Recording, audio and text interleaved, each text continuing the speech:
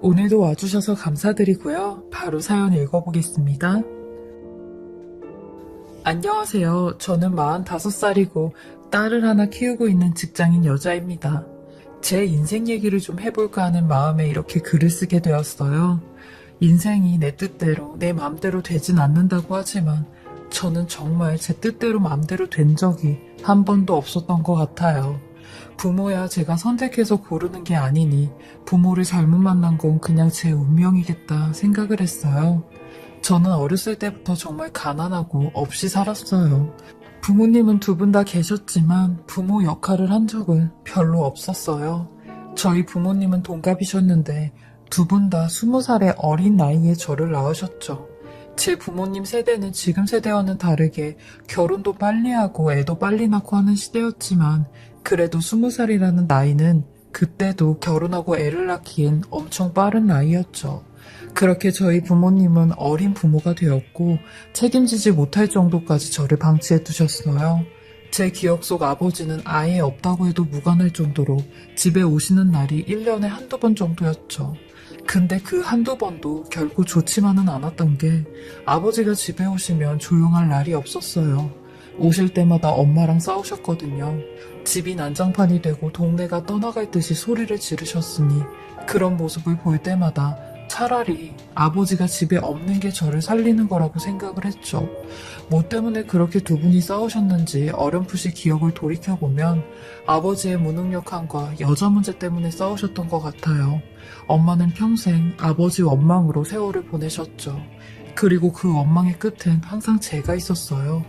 엄마한테 하도 많이 들어 귀에 딱지가 앉을 정도였는데 네 아빠랑 똑같이 생긴 너만 봐도 아주 친절머리가 나. 꼴도 보기 싫다고. 너만 없었어도 내 인생이 이렇게까지 망가지진 않았을 거야. 근데 너 때문에 다 망친 거야. 너 때문에. 하며 아빠를 똑 닮은 저를 미워하셨어요. 지금 생각해보면 엄마가 극심한 우울증을 겪으셨던 것 같아요. 왜냐면 저도 제 딸을 낳았을 때 임신하고 애를 낳으니 제 인생이 없어진 것 같다라는 생각이 들어 딸을 잠시 잠깐 미워했거든요. 근데 병원에서 이게 산후 우울증이라고 하더라고요. 그때 알았어요. 이런 마음이 드는 게 우울증이라면 엄마는 평생을 이런 감정으로 사셨겠구나. 아빠도 없이 혼자서 나를 키울 생각을 하니 많이 힘드셨겠구나 하는 생각이 저도 엄마가 되어보니 알겠더라고요. 그렇지만 엄마에 대한 좋은 기억은 단 하나도 없어요. 저는 항상 엄마의 감정 쓰레기통이었고 엄마 눈치만 보기 바빴으니까요. 엄마가 심기가 불편할 때면 숟가락을 식탁에 올려놓는 것도 시끄럽다며 온갖 비난을 다 들었어야 했어요. 근데 엄마가 기분이 좋으면 소리를 내서 숟가락을 올려놓든 쩝쩝대며 밥을 먹든 아무 소리도 안 하셨거든요. 뭘로 비교를 해도 비교가 안 되겠지만 굳이 강아지로 비교를 해보자면 저는 엄마의 개였던 것 같아요. 주인 눈치 보면서 울고 싶어도 웃어야 되고 웃고 싶어도 울어야 되는 그런 존재였죠. 근데 이런 엄마가 아빠를 떠나 재혼을 했어요. 근데 이런 재혼을 2번이나 하셨죠. 엄마가 재혼을 2번이나 할 동안 저는 2명의 동생이 생겼고 2번의 큰 아픔을 겪을 수밖에 없었어요. 다행히 엄마는 저를 버리지는 않았고 재혼하실 때마다 절 데리고 들어갔어요. 이런 점은 엄마한테 고마웠죠. 근데 그 집에서도 가시방석이었던 게 새아빠들의 눈치를 엄청 많이 보면서 살았거든요. 혹시 내가 실수라도 하면 버려질까 하는 생각에 없는 사람처럼 지냈습니다. 그러니 말수도 점점 줄고 성격도 완전히 내성적이고 소극적인 사람이 되었어요. 근데 저는 제가 결혼하기 전까지 이렇게 활발한 사람인 줄은 남편을 만나고 처음 알게 되었어요. 그리고 행복한 결혼 생활을 하니 제가 굉장히 활발한 사람이었더라고요. 저는 이런 엄마의 품을 빨리 벗어나고 싶어 26살에 이른 나이에 결혼을 했어요.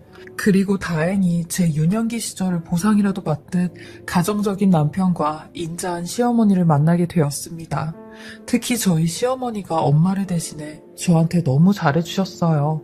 저희 남편이 외동아들이었는데 외동아들을 둔 시어머니 같지 않게 저를 딸처럼 아껴주셨죠. 제 과거를 들으시고는 니는 이제 내 딸이다. 그러니까 나를 엄마라고 생각해 하며 친정엄마 둘이다 하셨죠. 수원 엄마가 힘들게 하면 원주 엄마한테 와서 속상하다고 하고 반대로 원주 엄마가 힘들게 하면 수원 엄마한테 가서 내 흉도 보고 그래. 우리 집에 우리 셋밖에 더 있냐? 똘똘 뭉쳐서 짧은 인생 행복하게 살아야지. 그 짧은 인생 서로 싸우고 미워하는 우리 시간이 너무 아깝잖니? 하시며 저만 보면 뭐 하나라도 더 주시려고 하셨던 분이세요. 제가 가족의 의미를 다시 깨닫게 한 분이시기도 하셨죠. 남편이 이런 시어머니를 보고 자라서 시아버님이 일찍 돌아가셨지만 이렇게 올바르게 컸나 보다 했어요. 그리고 저희 엄마는 절 시집 보내고 아예 연락이 끊겼어요. 그런데도 너무 행복했네요. 되려 엄마랑 연락을 안 하고 지내는 편이 더 마음이 안정적이었죠. 그런 행복 속에 저희 딸도 태어났고요. 하지만 저의 이런 행복을 불행의 여신이 질투라도 하듯 결혼 생활 딱 10년 만에 저한테 어마어마한 일이 하나 생기고 말았습니다. 도대체 내가 전생에 무슨 죄를 지었길래 이런 시련을 주는지 하늘이 원망스러웠습니다. 마치 저는 행복하면 안 되는 사람처럼 말이죠. 결혼 생활 10년 만에 본인을 똑 닮은 저희 딸만 남기고 남편이 이 세상을 떠나게 되었어요. 그것도 억울한 사고로 말이죠. 근데 그 사고엔 저희 시어머니가 계셨고 시어머니는 아들 목숨까지 앗아간 그런 파렴치한 어머니가 되셨어요. 그때가 제 나이 36살, 남편 나이 39살, 그리고 시어머니 나이 63살이었죠. 시어머니는 매번 저희한테 어디 좀 데려다 달라고 하시는 게 미안하다며 늦은 나이에 운전면허를 따시게 되었어요. 그리고 사고가 난 그날 시어머니는 남편에게 이제 자신감이 붙었다며 오늘은 고속도로 연수를 하면 안 되겠냐고 하셨고 남편은 알겠다고 그러자고 하며 나갔거든요. 그게 마지막 모습이었습니다. 근데 이런 사고를 당하게 된 거죠. 시어머니는 남편이 있는 오른쪽에서 졸음 운전을 하는 덤프트럭을 못 보셨고 그 차는 그대로 저희 남편이 있는 보조석을 향해 돌진했고 방어운전에 미숙한 시어머니는 당황을 하시다가 본인이 뭘 밟으셨는지조차 기억이 나지 않으셨다고 했어요. 그렇게 저희 남편은 그 자리에서 운명을 다했다는 연락을 받았습니다. 시어머니는 혼수 상태라고 했죠. 그 연락을 받고 제가 어떻게 병원까지 갔는지 전혀 생각이 나지 않아요. 온몸이 사시나무같이 떨려왔고 무서웠고 믿을 수가 없었습니다. 저는 36살의 나이에 과부가 된 거죠. 혼자 남편의 장례를 치렀고 이 상황을 아무것도 모르는 어린 딸은 그저 지 아빠 영정사진 앞에서 아빠가 왜 저기 있냐며 얼른 나오라고 아빠 얼른 나오라고 하는데 정말 혼자서 감당하기가 너무 힘들었습니다. 그렇게 혼자 남편의 장례를 마치고 시어머니께서 깨어나셨다는 소식을 들었어요. 근데 차마 시어머니 얼굴을 볼 수가 없겠더라고요. 남편의 부재를 알리는 것도 힘들었지만 솔직히 시어머니가 원망스럽고 미웠습니다. 그날 제가 그렇게 나가지 말라고 얘기를 했는데도 기어코 나가 제 남편의 목숨까지 앗아갔다는 생각이 들어 솔직히 시어머니 얼굴이 너무 보기가 싫었어요. 그런데도 시어머니를 찾아가 전부 다 말씀을 드렸고 시어머니는 가슴을 부여잡고 주먹으로 가슴을 내치시며 내가 죄인이라고 내가 갔어야 됐는데 내가 죄인이라고 하시더라고요. 그때는 시어머니의 아픔을 돌봐줄 틈이 없었어요. 왜냐면 저도 세상이 무너지는 것만 같았거든요. 그리고 시어머니한테 2번 다시 보지 말자고 했습니다. 어머님은 제 앞에 나타나실 자격이 안 된다고 했네요.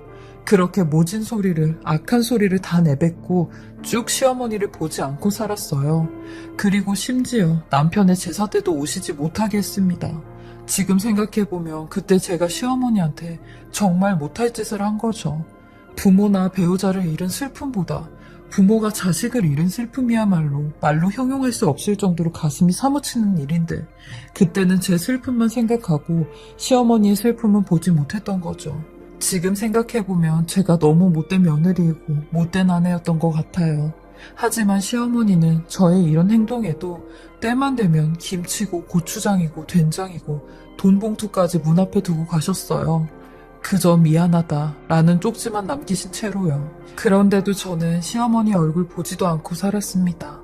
그렇게 5년 정도 시어머니 얼굴을 안 보고 시어머니를 미워하며 살았는데 이런 저한테 또 한 번의 시련이 왔죠. 시어머니를 미워하고 증오한 벌이라도 받듯이 전 41살의 나이에 유방암에 걸리게 되었습니다. 회사에서 하는 건강검진으로 알게 되었는데 병원에선 1기라 생존율도 높고 수술도 간단하다고 했어요. 하지만 덜컥 그런 생각이 들더라고요. 이 어린 딸을 두고 나마저도 이 세상을 떠날 수 있겠구나 라는 생각이 들었죠. 이 정도면 제가 진짜 전생에 나라라도 팔았나 봐요.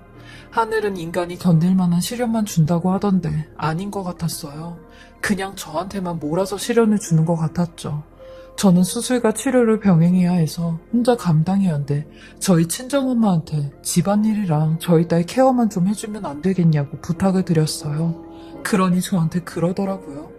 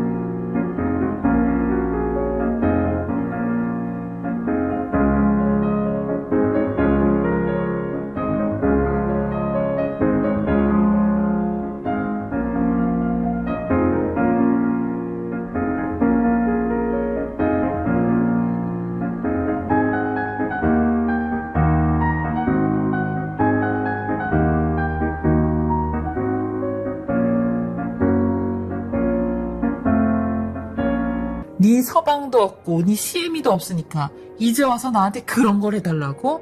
야, 나도 내 나이가 60이 넘었어. 환갑이 넘었다고. 나도 누가 나를 돌봐줄 나이인데 내가 다 늙어서 너를 돌봐야겠니? 그리고 유방암 1기면 그거 안 죽는 암이잖아. 유방암이 제일 안 죽는 암이라는데 내가 바보야? 그것도 모르게? 너 이런 걸로 나한테 연락하지 말아라. 어디서 아픈 몸땡이 하고 와서 나한테 돌봐달라고 해? 하며 매몰차게 저를 내쫓으셨죠. 정말 이 사람은 엄마도 인간도 아닌 사람이었어요.